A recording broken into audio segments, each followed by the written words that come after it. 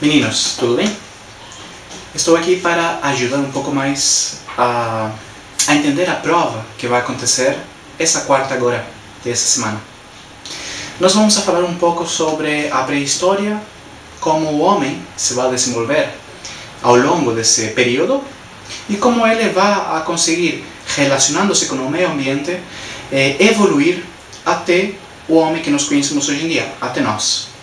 Parece simples. De fato, é relativamente simples. Nós vimos em sala de aula que a pré-história se divide em dois grandes momentos: o paleolítico, inferior, superior, e o neolítico. A gente não vai falar nada muito específico, vamos ir mais aos temas centrais. Quando nós falamos de paleolítico, quando nós falamos de homem no paleolítico, temos que esclarecer que estamos falando do homídeo. O homídeo é o nosso antecessor, é o homem primitivo, é aquele homem que evolui para se tornar no que nós somos hoje em dia. Algumas características do paleolítico, daquele homídeo. Vamos ver que o homem, vamos chamar de agora para frente homem para evitar qualquer tipo de confusão.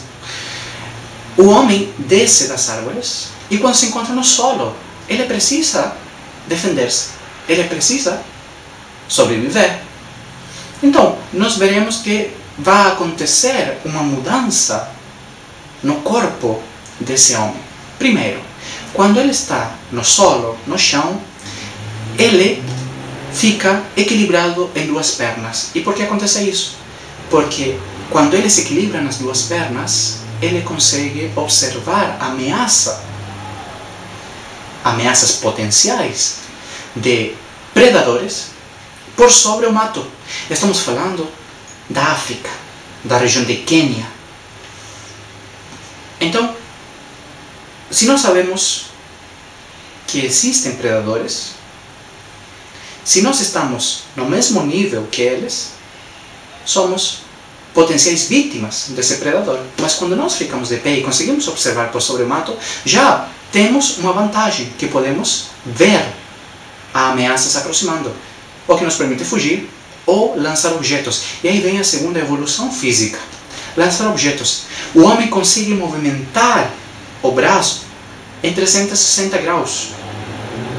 Então ele consegue fazer esse movimento para lançar objetos, para defender-se. É outra evolução que nós veremos, que nós vimos em sala de aula, nós falamos um pouco sobre isso, que o homem daquela época vai conseguir simplesmente pelo fato de adaptar-se a uma nova realidade, e a realidade do solo. Continuando, o que mais acontece no paleolítico? Culturalmente, o homem é nômade.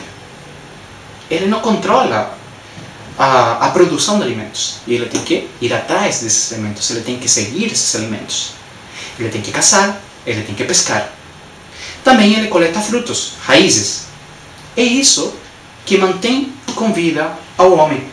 É a partir disso que ele se alimenta. Que outra característica nós temos? Característica social. O homem anda em bandos, porque dessa forma ele se protege também. Ele se protege e ele caça facilmente. Ele, quando se enfrenta a um animal perigoso, ele não faz isso sozinho. Ele faz isso com a ajuda do bando dele, o que torna muito mais fácil a caçaria. A caceria se torna fácil, mas continua sendo perigosa. Tá? Agora, justamente nesse momento paleolítico vai acontecer um grande descobrimento: é o fogo. E o fogo vai contribuir enormemente para uma mudança daquele homem do paleolítico. Alimentação.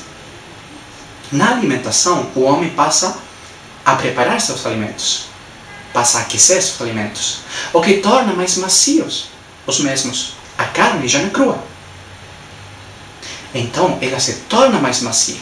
Se ela se torna mais macia, temos uma evolução também, uma nova transformação no corpo. Já não precisamos de mandíbulas tão fortes. Por conseguinte, o nosso crânio, o crânio deles, vai diminuir. Antes eles precisavam de uma fortaleza enorme, de um crânio forte para dar força às mandíbulas, para dar um apoio às mandíbulas. Agora não. Agora nós já não precisamos exercer tanta força para mastigar. Então, nós vemos uma transformação na Ucrânia. O que mais? Armas. Através do fogo, o homem pode trabalhar as armas. Lanças, por exemplo, ele queima as pontas de paus, trabalhando eles mais facilmente. Armas surgem. E o fogo mesmo é uma arma. Socialmente e culturalmente também podemos falar. O fogo faz que as populações se reúnam em torno dele. Então nós temos uma evolução social, uma evolução na cultura. Nós vemos que a linguagem se vê favorecida. E por quê? Porque a partir desse entorno, de reunir-se em torno ao fogo, o homem passa a desenvolver a linguagem. Ele passa a apontar coisas e a dar nome a essas coisas. Então, evolui a linguagem. O que mais? Quando acontece o processo de glaciação, quando caem as temperaturas, sobretudo na região europeia, o homem que já dominou o fogo, que já tem o fogo, já tem uma ferramenta para aquecer-se, agora precisa de um teto para manter-se protegido. E que é melhor que as cavernas. Então ele vai e se refugia nas cavernas, ele desenvolve sua vida nas cavernas e ele também plasma, deixa registro dessa vida nas paredes das cavernas a partir da pintura rupestre. E tudo isso é propiciado também, em parte, pelo fogo. Através do fogo e suas cinzas nós podemos desenhar, mas também é o fogo que nos faz refugiar-nos dentro das cavernas. Por quê? Porque nos possibilita um meio de defesa, mas também nos ajuda, como falei anteriormente, a congregar-nos em grupo, a congregar-nos socialmente. O tempo passa. O homem passa a observar a natureza e ele descobre que existem momentos em que as frutas nascem, que os vegetais nascem. E o homem passa a reconhecer essa situação. E ainda mais, reconhece que isso existe, sobretudo perto das águas, perto dos rios. É aí onde vai surgir o que nós chamamos de revolução agrícola. Mas quando surge isso? Isso surge já no período que nós conhecemos como neolítico. É uma nova revolução que acontece, a revolução agrícola. O homem, através dessa observação do meio ambiente, passa a reconhecer essa situação que, estacionalmente, em períodos determinados do ano, surgem frutas. É possível mas é possível controlar os alimentos, domesticando os alimentos também, porque os alimentos também se domesticam, os vegetais também se domesticam. Onde vai acontecer primordialmente essa situação, principalmente essa situação, vai acontecer no que nós conhecemos como crescente fértil. Na área do crescente fértil, desde o rio Nilo, no norte da África, no Egito, passando pelo rio Jordão, na atual região de Israel, chegando até o rio Tigre e Eufrates, na atual região do Iraque, como nós vimos em sala de aula, acho que vocês devem lembrar. Então o homem, que subsiste também pela água, porque nós precisamos beber água, ele também passa a entender que a água ajuda as plantas, aos alimentos surgirem. Os animais também precisam de água.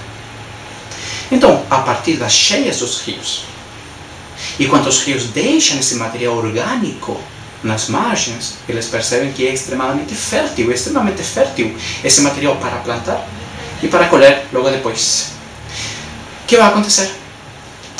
O homem passa a ter noção de propriedade privada. Sim, o meu esforço, o meu trabalho rende frutos.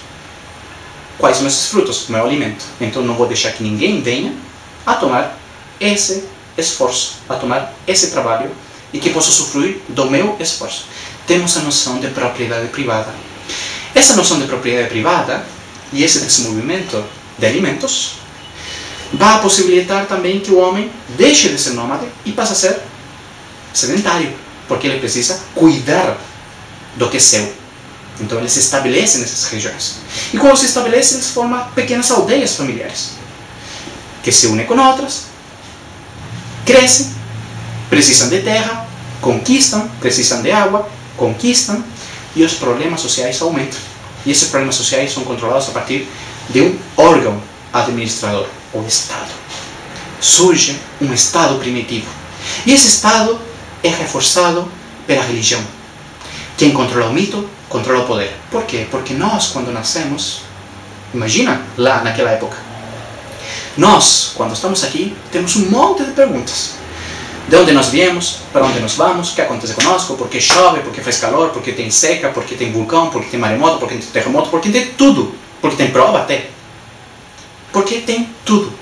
Naquela época, não temos um método científico, não temos ciência, como a que nós conhecemos hoje em dia.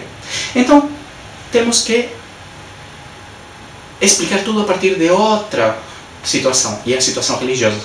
Quem controla o mito, controla o poder, porque ele tem explicação para as coisas. E o Estado se sustenta nesse mito. O Estado teocrático. Um dos exemplos mais característicos desse Estado é o Estado egípcio, onde temos o faraó, que controla a administração política, o exército e a religião. Ele é o principal sacerdote do império. Quem é a figura que cria o mito? Geralmente a mais importante do lugar. Não é qualquer um. A gente não vai confiar em qualquer um para dar uma explicação. Geralmente é uma pessoa que tem valores éticos e morais que sobressaem dentro da comunidade. Que mais? Meninos, é importante ver que a prova é simples, que vocês precisam de estudar e que não tem nenhuma pegadinha no meio. Só estudar, que através do esforço, que o esforço sempre é recompensado. Boa sorte, boa prova e a gente se vê.